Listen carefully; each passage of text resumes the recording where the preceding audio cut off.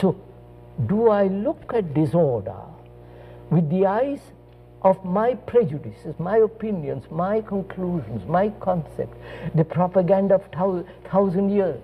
You follow? Which is the me. So do I look at disorder without the me? And is that possible? So that is meditation. You follow, sir? Not all the rubbish they talk about.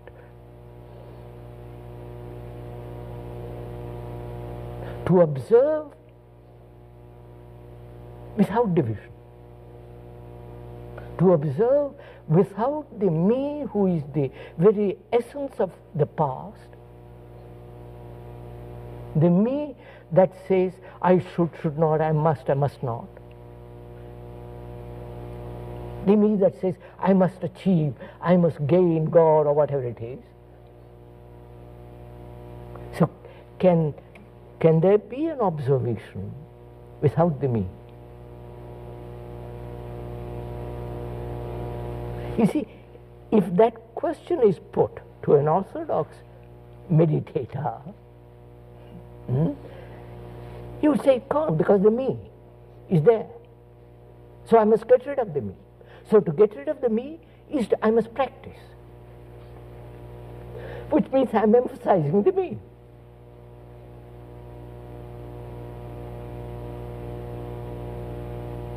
So through practice, I hope to deny practice. Through practice, I hope to eradicate the result of that practice, which is still the me.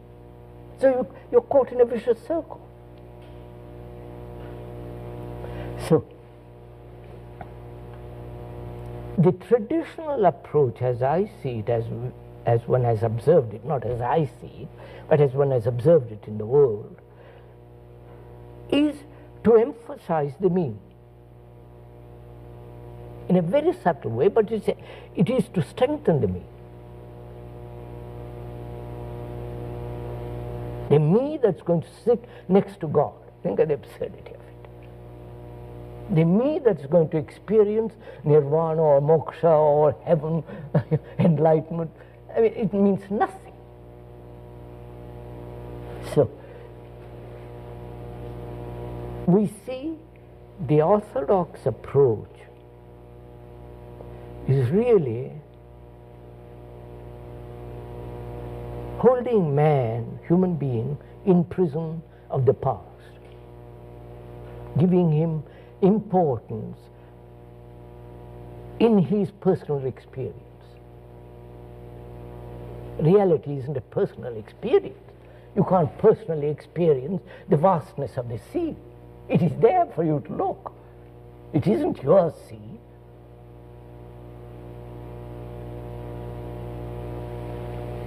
So if you put that aside, then the question arises, is it ever possible to see without the me? To observe this total disorder of the human beings, their lives, the way they live, is it possible to observe it without division?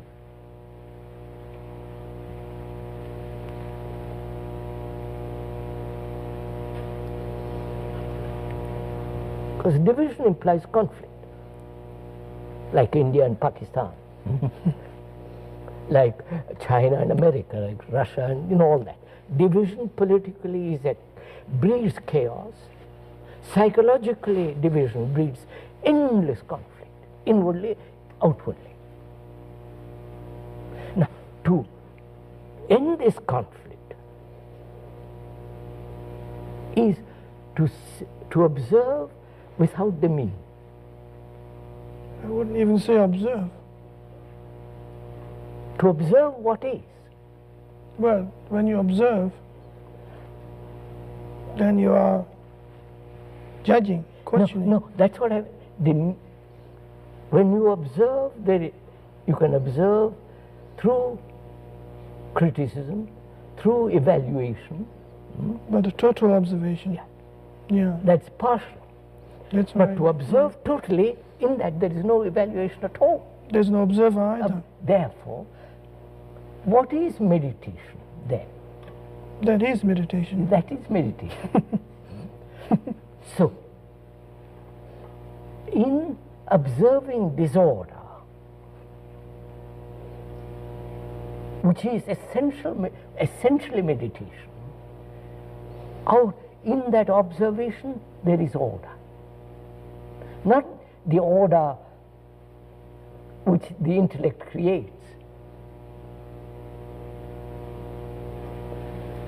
So meditation is not a personal search for personal experience, right? Meditation is not the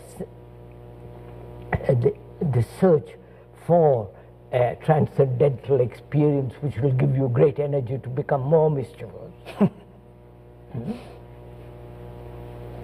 Meditation is not personal achievement sitting next to God.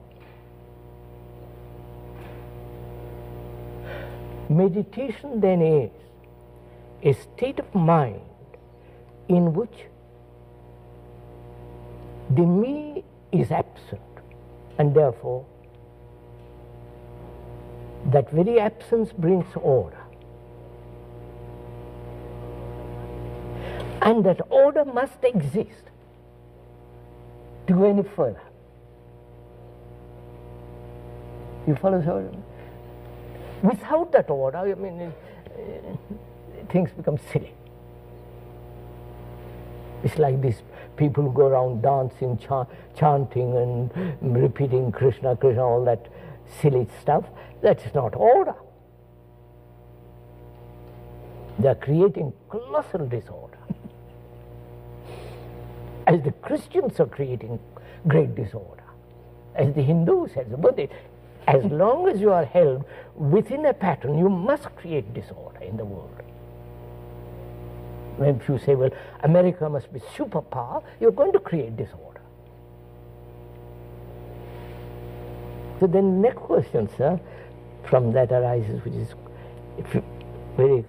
it is necessary to inquire, can the mind observe without time, without memory, which is the material of the mind? Memory and time is the material of the mind.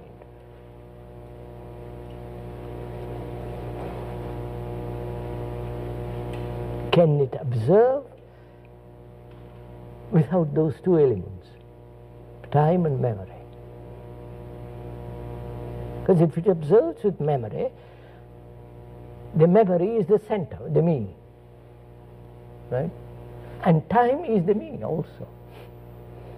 Time is being the evolution of the brain cells as evolving, becoming all the rest.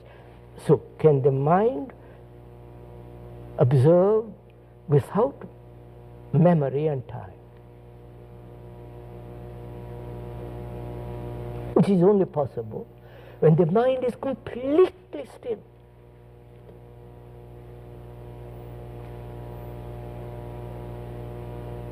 And the traditional people recognize this. So they say, we must practice in order to be silent.